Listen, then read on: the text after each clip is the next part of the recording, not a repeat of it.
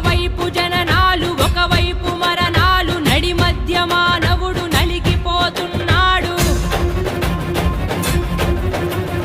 ఒకవైపు పాపాలు ఒకవైపు శాపాలు శాంతి అన్నది లేని మాయలో ఉన్నాడు సుఖముగా లేడు